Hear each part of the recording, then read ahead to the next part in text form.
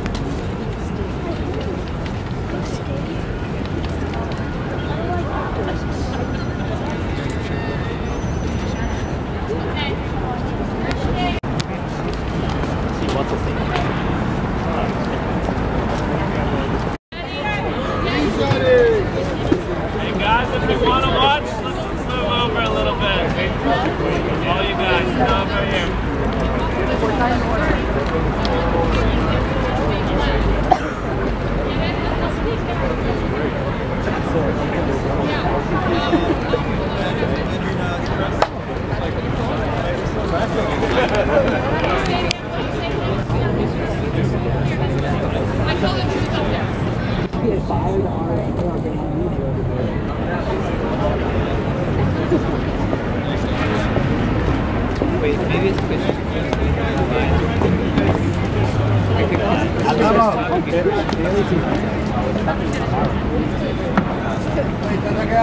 Maybe he's maybe he's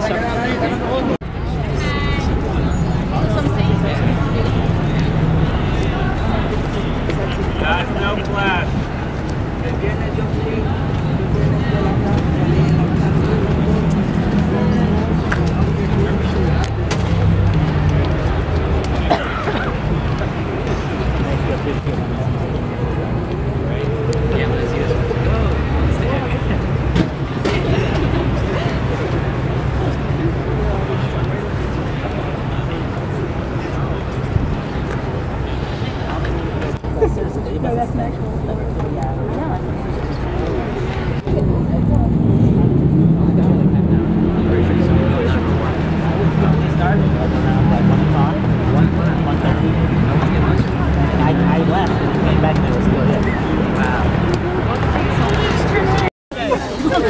To get into it, I can email you.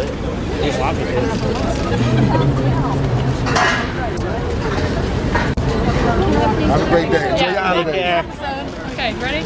Tell Ice-T I said what's up. Thank you. Take care. Favorite moments of doing research was they worked at a building called 1650 Broadway, which is Broadway and 51st, and there's a picture that I found at one point. It's actually in a couple of the books.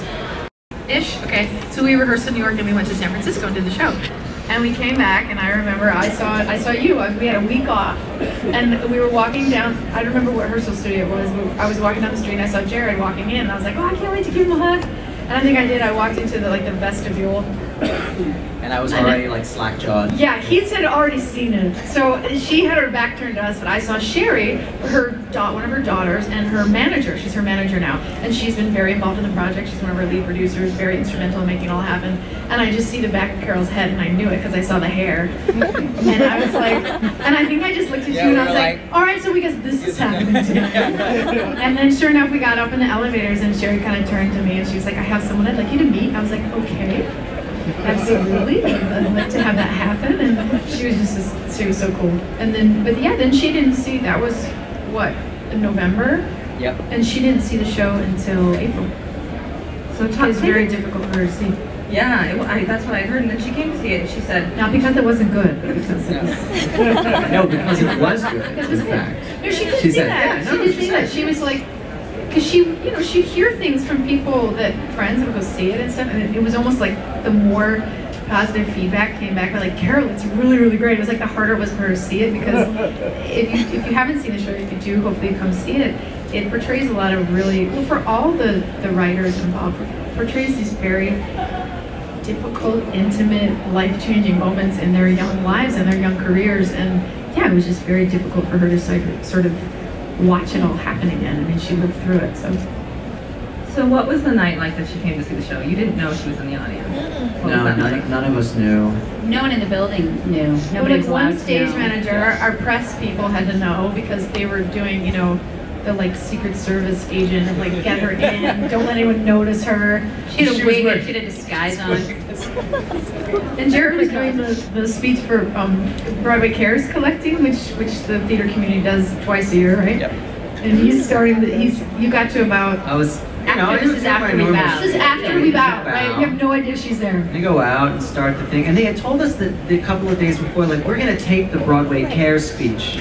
Tricky For press. rules. And of course, you know, I'm a schmuck. Yeah, sure, whatever, that makes sense. That makes no sense, but sure, fine. So we're ready for the cameras to be in the crowd, so we were all prepared, so it wasn't alarming. And then I get 10, 15 seconds into the speech, and suddenly there's this gasp from the crowd, and I'm like, what the hell? Look over, and there she is. She's walking out her this stage right with a radiant microphone, light in her of like a human sparkly being. black jacket, like, and the eyes is just going nuts. And I saw her and I immediately turned to Jessie because I was like, how's Jessie doing? And Jessie immediately, face crumples, just immediate tears. Yeah, I think I went into a cold tears. sweat. So then I sympathy cried. I think we didn't stop crying for about 15 minutes. The audience lost their minds. And then She took the mic. raised She took the- $30,000 single-handedly for Broadway Cares that night by singing You've Got a Friend for the audience.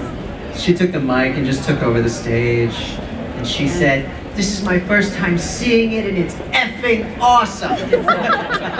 You can actually, if you go on YouTube and type in Carole King Surprise, you can see there's like a 4-minute version of it. It's amazing. And Anika, you have one of my favorite stories about meeting Cynthia as well, and kind of the relationship that you've developed together in researching your character and getting to know her. Can you talk a little bit about that? Yeah, we've become real buddies. We actually went out on sort of a double date, went out drinking together at one point, and that was super fun. And lots of stories, lots of truths came out that I can't reveal. But she's really loving. It's not really a side of her that you see too much. She's super sassy and funny in the show, but she's got this real loving side. So she's really taken me under her wing, and we've become really good friends. And so we email back and forth all the time, and this game has started where she calls it Dear Me and signs you, but it's always a different, like I'll say I'm 8 times a week you, and she'll write back vintage you, and it's just super cute. She's so funny. She's really as funny as she is on stage. So it's always just she makes me laugh a lot. And but we worked it out over time. We had a bunch of phone conversations, and he was a little bit nervous. I hope he doesn't hear this and get embarrassed. But he was a little bit nervous, and he hadn't sung in a while, and asked me if can make sure that there's lyrics, so just in case he forgets. And I said, no problem. We're gonna whatever you need will be totally taken care of. And then we had this band rehearsal with all the guys and girls I usually play with, and Barry, and he came in and we sang. And then he was going to sing Somewhere Out There by himself, the piano, and it's just amazing to see 7, 8 veteran They musicians. wrote, Cynthia and Barry, long after the show ends, but they wrote that song Somewhere Out There from the American Tail of the movie. Yeah, so the 7 or 8 of us are just in this rehearsal room watching him, and just weeping alone. And then we got to do it on stage again. He came up and sang several songs, and he sang Somewhere Out There in front of everybody. And I've actually seen pictures of myself, kind of like a little boy on a stool just watching him. Anika and I were there. We saw it happen. And we were sitting with Cynthia, at least the one night. Yeah, that was the one night. Yeah, that was the one night. Yeah, it was really cool. And to watch Cynthia watch Barry, it was just very cool. They're so loving with each other. All of She was them. trying desperately to figure out her iPhone how to video it. and that's the blind right there. So